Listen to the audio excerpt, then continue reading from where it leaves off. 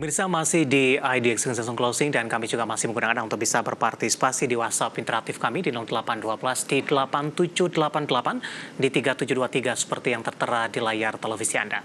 Langsung saja pemirsa, kita akan coba lihat saham-saham pilihan yang direkomendasikan terutama dalam menghadapi perdagangan di minggu depan. Dapat Anda saksikan grafis di layar televisi Anda. Yang pertama datang dari sektor perindustrian, ada Astra International. Sebenarnya tadi sempat kita ulas, direkomendasikan buy dengan support yang bisa diperhatikan di 4.900 hingga ke 5.550. MDKA juga direkomendasikan buy di 2.400 hingga di 2.720. Dari perbankan digital ada Arto juga direkomendasikan buy 2.900 hingga ke 3.400 rupiah per sahamnya. Astra International, MDKA dan Arto, dan lagi-lagi keputusan investasi tetap ada di tangan pemirsa IDX Channel. Kita lanjutkan kembali perbincangan bersama dengan Ibu Ratih Mustikoningsih selaku financing expert ajaib. Kita akan langsung bahas untuk Astra International. Ibu Ratih, tadi pun juga sempat kita ulas Ibu, tapi yang menarik adalah dari sisi support 4.900-an. Artinya ini masih ada peluang untuk Astra balik kembali di bawah level 5.000-an atau mungkin ada semacam pertimbangan lain, Ibu Ratih?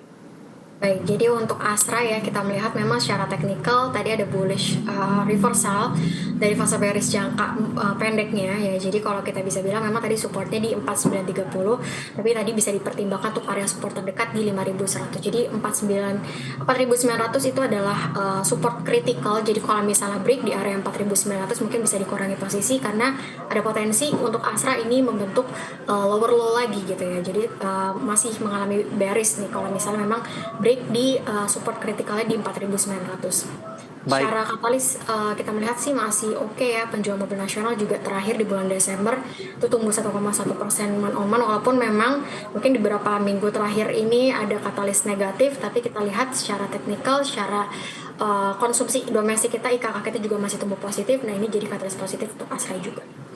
Baik, ada Astra International, saya akan sampai kembali supportnya di 4.900, resisten hingga ke 5.550, support terdekat di 5.100, 4.900 merupakan support kritikal untuk Astra International.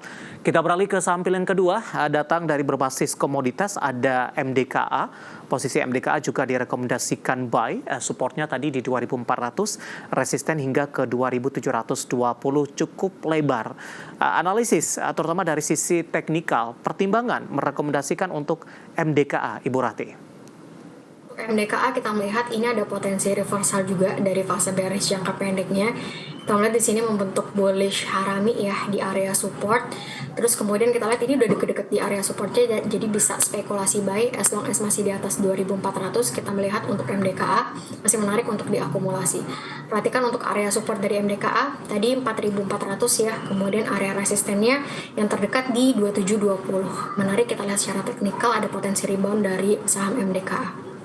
Jangka pendek resistennya ke berapa dulu, Ibu Ratih? Jangka pendek kita lihat di sini di dekat MA5-nya di 2600. Jadi mungkin bisa dipertimbangkan untuk area 2620 untuk area taking profit jangka pendek untuk MDKA. Secara teknikal menarik ya, stokastiknya juga di area over sold. Jadi ada jenuh jual, kemudian ada potensi rebound tadi. Dari sisi pola seperti apa, Ibu? Dalam 1 tahun terakhir lebih cenderung tertekan, tampaknya sudah terpangkas ini hampir 50%. Di perdagangan sebelumnya ini sempat menyentuh di harga 4.900-an, Ibu Ratih. Baik, jadi kalau kita lihat untuk MDKA memang secara middle termnya ya itu cenderung bergerak sideways, jadi di area support dan juga resisten yang sama dalam beberapa bulan terakhir ini ya, sejak di bulan September akhir sampai di Oktober awal kita melihat sahamnya bergerak sideways. Nah tadi mungkin teman-teman atau Bapak Ibu bisa pertimbangkan untuk buy di support, jual di area resisten. Tadi untuk area supportnya di 2.400, untuk resistennya di 2.720. Baik, dari MDKA kita bergeser ke saham pilihan yang terakhir, ada Arto dari perbankan digital. Tadi pun juga direkomendasikan buy 2.900 hingga ke 3.400. Analisis Anda untuk Arto? Untuk Arto sebenarnya kalau kita lihat secara short term memang ada potensi bearish gitu ya. Tapi kalau kita lihat secara major trendnya itu masih uptrend, masih berada di atas level supportnya di 2.900. Jadi tadi bisa spekulasi buy. Untuk Arto selama masih di atas supportnya di 2.900, saya rasa masih menarik untuk akumulasi. Perhatikan area resistance dari Arto ya, ada potensi ke 3.400, walaupun kalau kita lihat secara teknikal ini dalam jangka pendek cenderung bearish, tapi udah dekat-dekat di area support, jadi risk and rewardnya menarik.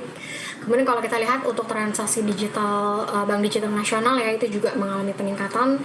Terakhir di sepanjang tahun 2023 ya, transaksi digital banking kita di secara nasional tumbuh 13,48% secara year on year. Kemudian dari penggunaan kris juga meningkat 130% secara year on year. Jadi katalis dan narasi Fed untuk potong suku bunga juga jadi katalis positif untuk digital banking. Oke, 3 saham pilihan yang direkomendasikan ada Astra International, MDKA, dan Arto. Dan ketiga saham ini belum merilis kinerja mereka secara full year di 2023. Dan lagi-lagi keputusan investasi tetap ada di tangan pemirsa IDX Channel.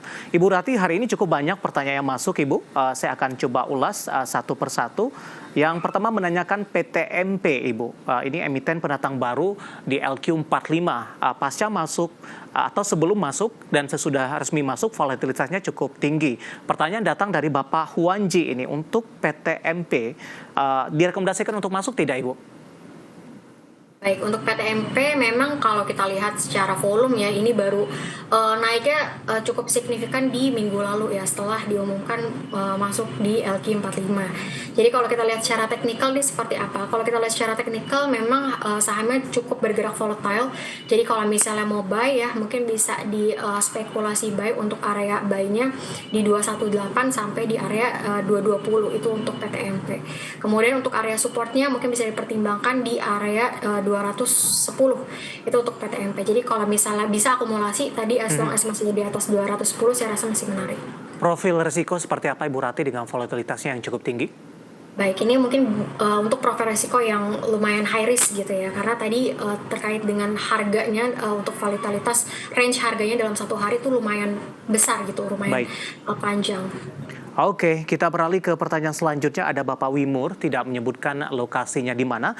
Emiten pendatang baru ini, CGAS, Ibu. Citra Nusantara Gemilang Tbk, menanyakan CGAS, support dan resisten. Emiten pendatang baru, volatilitasnya juga cukup tinggi pasca tercatat di Bursa Efek Indonesia. Analisis Anda untuk CGAS? Untuk CGAS kita melihat secara teknikal, ini memang cukup volatile ya, karena baru IPO juga, jadi kita nggak bisa lihat terlalu banyak untuk secara chartingnya. Jadi kalau secara teknikal dalam jangka pendek, mungkin dalam time frame yang lebih pendek, saya pakai di sini untuk CGAS, area support yang mungkin bisa dipertimbangkan itu di area 190 ya. Itu untuk area support dari CGAS. Kalau misalnya mau akumulasi apakah menarik, saya rasa untuk CGAS ini mungkin bisa di wait and see dulu, karena belum ada potensi reversal nih dari fase bearish jangka pendeknya.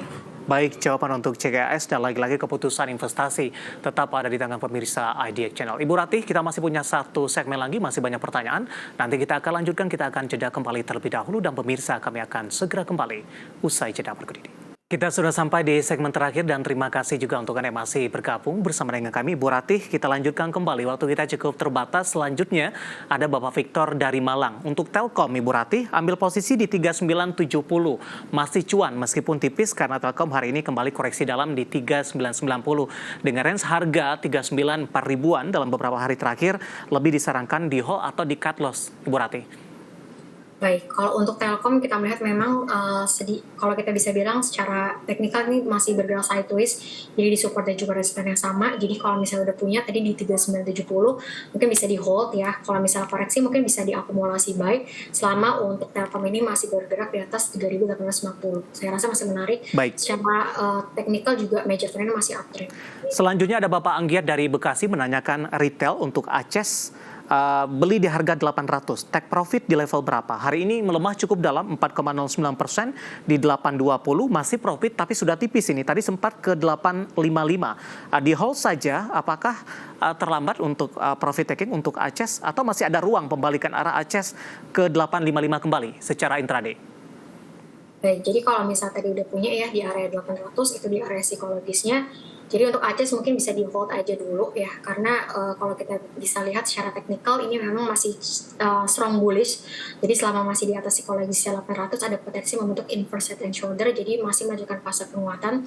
Jadi selagi masih bisa di atas area supportnya 750 sampai di 800, jadi bisa di hold Baik. untuk ACES saat ini. Oke, selanjutnya Bapak Chandra Gunawan dari Surabaya menanyakan Medco nyangkut di 1256. Apa yang harus dilakukan? Mengurangi muatan, kemudian entry kembali di harga bawah, atau stop loss, atau di hold saja untuk Medco? Untuk Medco kita melihat mungkin lebih ke harga crude oil ya, karena memang biasanya untuk Medco ini lumayan erat pergerakannya sama harga komoditasnya. Jadi kita melihat sih secara komoditas ya masih oke di atas 75 US dollar per barrel untuk harga crude oil. Jadi mungkin bisa di hold ya selama Medco ini masih belum bisa break di area support di 1120. Baik. Itu untuk Medco. Jadi mungkin bisa dipertimbangkan area support di 1120 as long as masih di atas itu masih menarik. Oke, selanjutnya ada Sultan dari Palembang. Terima kasih juga sudah bergabung menanyakan Bumi kali ini. Bumi Resources Tbk. 86 melemah di 3,37%. Analisisnya Ibu Rati. Kalau untuk Bumi kita lihat masih belum ada pergerakan yang cukup signifikan, jadi masih akan cenderung sideways. Jadi kalau misalnya udah punya ya mungkin bisa dipertimbangkan untuk jaga aja level supportnya di 84 sampai 82. Kemudian untuk area resisten saat ini kita belum melihat ada potensi penguatan sih dari saham Bumi. Jadi untuk saat ini mungkin bisa dijaga level supportnya aja. Oke, Bapak Felix dari Surabaya menanyakan saham dari grup Prayogo Pangestu yang cenderung tertekan di sepanjang 2024. BRPT belum ambil posisi, direkomendasikan untuk masuk tidak? Untuk BRPT kita melihat mungkin bisa di wait and see dulu ya, karena volume transaksinya juga udah mulai berkurang, volumenya udah mulai melandai, udah mulai cenderung turun. Jadi strateginya mungkin bisa di wait and see dulu. Kalau misalnya mau entry, mungkin bisa lihat ada konfirmasi rebound ya dari fase bearish jangka menengahnya setelah break di 1150. Itu untuk BRPT. Baik, masih menanyakan dari saham grup Prayogo Pangestu TPIA, Bapak Wijang dari Riau. Bagaimana analisisnya untuk minggu depan, Ibu Rati? Untuk TPIA kita melihat ini ada di area resistennya. Jadi kalau menurut saya mungkin yang udah punya gitu ya mungkin bisa di taking profit dulu aja di level sekarang.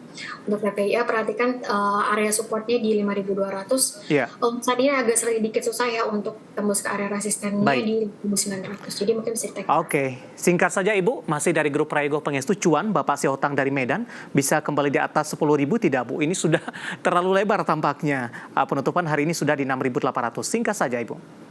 Baik, untuk di 10.000 sepertinya agak susah ya, karena kalau kita lihat secara teknikal ini masih bergerak cenderung bearish, belum ada potensi reversal juga. Jadi ya mungkin bisa dipertimbangkan area support dari Cuan ini ada potensi ke level support selanjutnya di level 6.200. Baik. Itu area support dari Cuan. Jadi masih mengalami pelemahan. Oke, terakhir untuk BMRI singkat saja. Ibu Rati, Bapak Endru dari Tangerang Selatan punya di 6625, masih profit. Bagaimana tren ke depannya?